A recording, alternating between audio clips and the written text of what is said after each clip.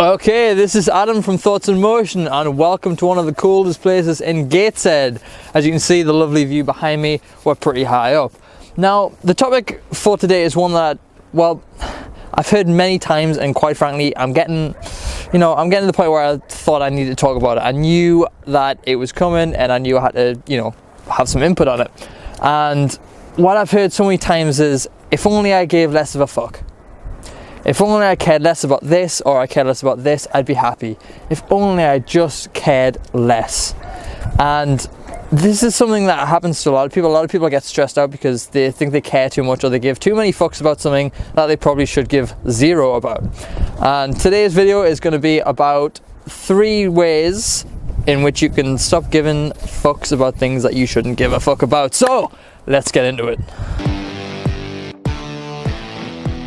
The first idea that I want to put across is learn to say no. Now, this doesn't mean go around being like saying no to anyone and anything that comes your way, but it means learn how to say no to people that ask you to do things for them or ask you to go places when you probably should be doing other things or have things already booked in place. Because I know a lot of people that come to me and they say, look, I've double booked. I know people that double book parties because they feel bad to say no to people.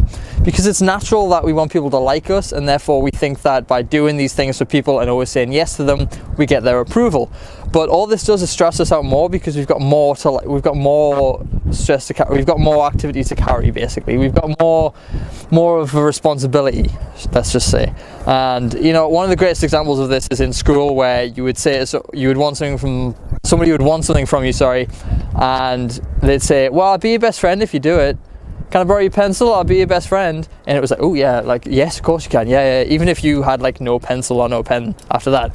And it really just stresses me out when I see people that are saying yes to everything and they let their mouth way down their back. They take on too much that they can't handle, and it just stresses them out too much. They start well, I've got to give a shit about this, I've got to give a fuck about this, I've got to care about this, and it just freaks them the fuck out, and it's unnecessary. It's totally unnecessary. And and there goes my water. I don't give a fuck about that. I don't give a fuck about that water. Okay. Number two is tone down your appearance. Okay, so a lot of people will give too much of a shit, too much of a fuck, too much of a care about their appearance. And what you'll find is no one actually cares that much about your appearance. They care more about their own than they do of yours. And it's like when you get a haircut and you think everyone's going to notice, and you go out in public, so you sit on a bus, and you think that everyone can notice that you've had a haircut, and you're like, oh, is it okay? Is it okay? Is there a spot missing? Oh, is it alright? Does it look okay? Do I look stupid? And we kind of freak ourselves out. We give too much of a shit about these other people that we don't know, and then when we go meet our friends, they don't even notice, or if they do, it's like oh, you've had your haircut? Oh, okay, whatever. Like, they don't even care. But in our minds, we big it up to be this big, like, dramatic thing, like, oh my god, we've had our haircut. Like, this isn't everyone, by the way. This is just like a big generalization that I found. And it's just like, you need to realize that people are more bothered by their own shit than your shit. Let's just put it that way. And if you can't go out, say you're a girl who can't go out without a full face of makeup on, just tone it down gradually and just see how easy it is to sort of become accustomed to wearing less. Like, if you're really insecure, like I know a lot of girls feel they need to do like 2 hours worth of makeup before they can go out somewhere, and that is an excessive amount of time. That is so much time that you don't need to be doing that.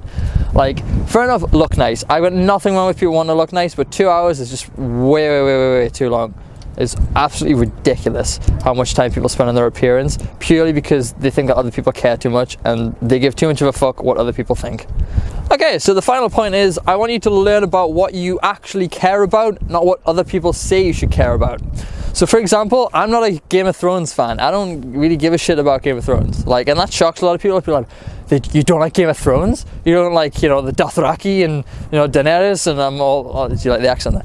Like, I don't care about it that much. I care enough to put an accent on for the video, but that's about it. I don't care that much. And some people, like, are scared to, say what they like, say what they don't like, for fear of being, like, rejected by other people. They give too many fucks about being rejected by other people based upon what they like and what they prioritize. So, a weird example of this is when you're a kid, the beliefs that you're given from your parents or, from your teachers and stuff like that, you kind of carry them with you through adulthood. and they're not really yours. Like, you're like almost like a beast of burden. Like, you just carry all this shit on your back that your parents gave you as a kid. Like, I was always told, you know, that I had to, you know, like point number one, I always had to like say yes to people. Like, I couldn't let people down.